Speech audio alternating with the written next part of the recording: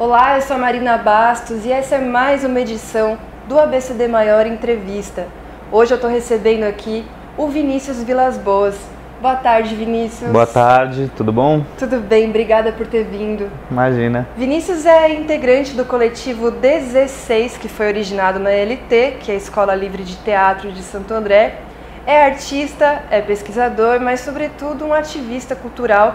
E há pouco tempo eu recorri ao Vinícius para a gente falar sobre o fim do Ministério da Cultura, mais um desserviço promovido pelo governo interino do Michel Temer, mas enfim, o Ministério foi retomado e eu mantive essa conversa com o Vinícius para a gente falar sobre isso, sobre os retrocessos possíveis de serem feitos por esse governo que está aí, esperamos que temporariamente.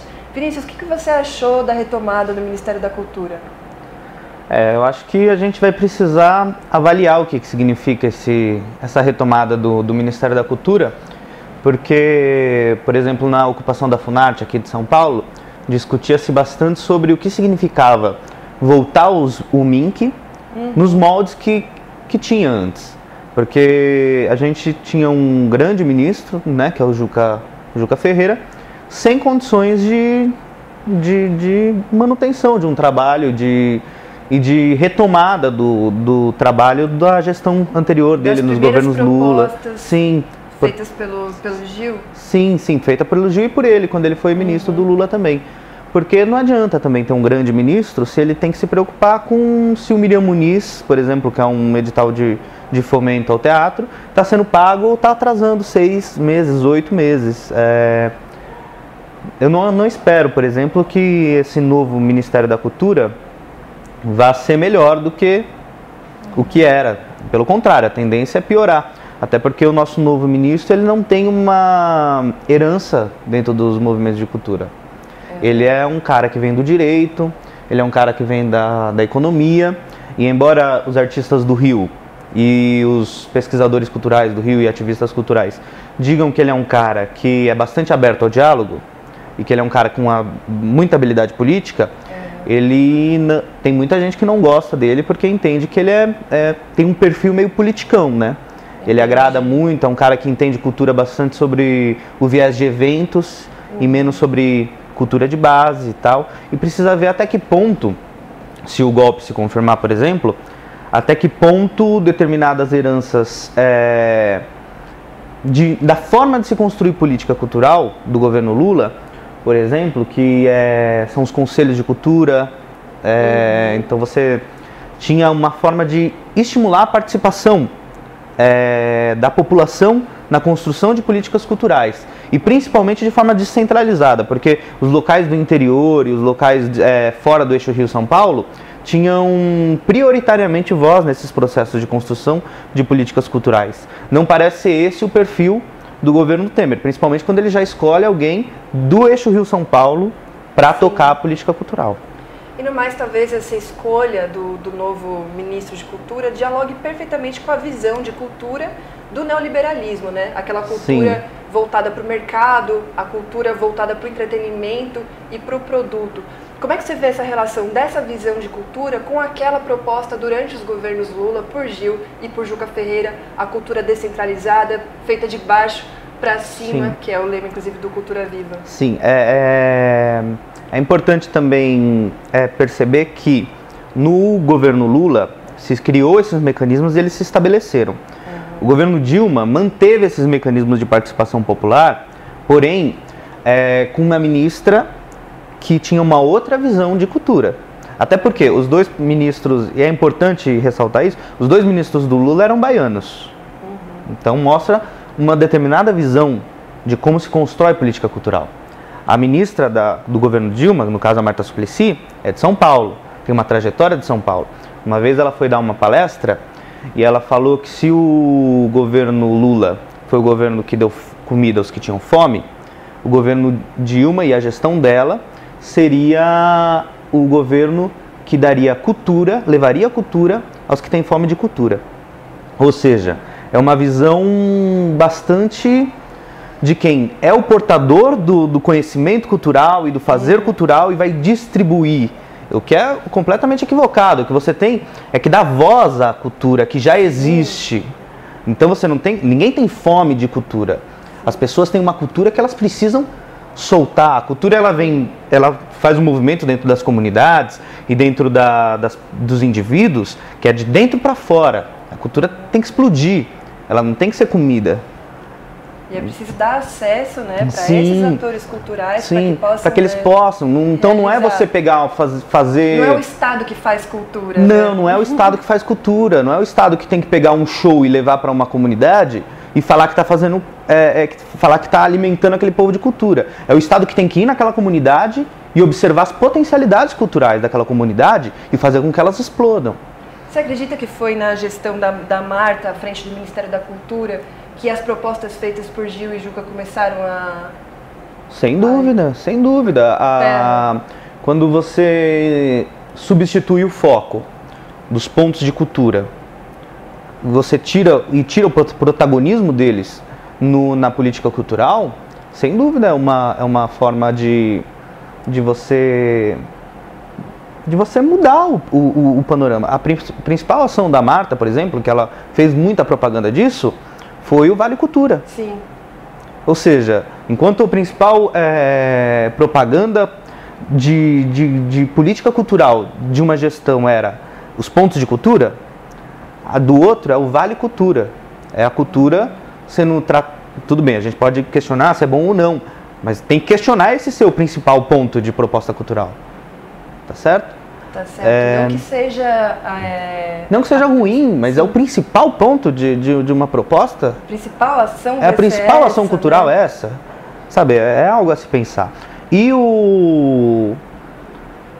também, ela foi muito escolhida para ser ministra da Cultura por conta do que ela fez que ela criou o Fomento, que ela criou o Vocacional em São Paulo. Ela fez uma gestão cultural muito boa, mas quem pensou tudo isso foram os artistas. Certo? Isso não saiu da cabeça dela, isso saiu porque você tinha artistas organizados na cidade de São Paulo que estudaram muito profundamente o modelo italiano de fomento ao teatro. Entendeu? Estudaram muitos modelos europeus, mas mas a gente entendeu-se naquele momento que o modelo italiano poderia ser trazido e adaptado aqui, e foi daí que surge o Fomento e o Vocacional e toda uma estrutura de fomento ao teatro naquela época. Por conta dessa gestão e da grande aceitação dela com os artistas, é que ela virou a ministra da Cultura. Mas a visão dela de cultura é um pouco diferente. É diferente, né? E essa visão da cultura voltada para artistas. Também. Como a gente está tendo alguns indícios de que a direção desse novo Ministério da Cultura será essa, né? A cultura feita para artistas, a cultura como produto. Como é que você vê isso? É muito complicado, por exemplo, se você... É uma pauta de direita, a privatização da cultura e a falta de pensamento sobre a cultura. Por quê? Se você pegar, por exemplo, o plano de governo do Aécio em 2014 para a cultura, ele tem acho que 4 linhas, coisas absolutamente superficiais, não tem uma profundidade, porque não tem um pensamento construído sobre cultura. A direita não tem um pensamento construído sobre cultura, além daquele senso comum de fazer evento. Então, quando você tem um governo como o Temer, que quer reduzir gastos, entregar tudo na mão do capital, é importante você entender que não vai ter um pensamento profundo a respeito de cultura. E, por exemplo, você pode ter a manutenção da Lei Rouanet, que é uma lei que dialoga com isso, inclusive. Porque a Lei Rouanet é hoje acusada nos meios sociais e pelas pessoas que não conhecem muito, pelos crimes que ela não comete. Porque a Lei Rouanet, ela tem uma estrutura onde os produtores, normalmente não os artistas, os produtores, eles mandam um projeto, eles cuidam de todo o projeto e eles pagam salários para os artistas. Mas eles mandam um projeto, a partir do momento que é aprovado pelo governo federal, o governo federal não dá dinheiro. O governo federal, ele dá uma autorização para que o dinheiro seja captado nas empresas. E aí as empresas dão a isenção de imposto. Então, mas o que isso gera? Aí é o crime da Lei Rouanet. Você faz com que a pauta seja ditada pelas empresas. Entendeu? Então a Lei Rouanet é uma forma de privatização da produção artística. Não à toa ela foi surgir, ela não é uma invenção petista, pelo contrário.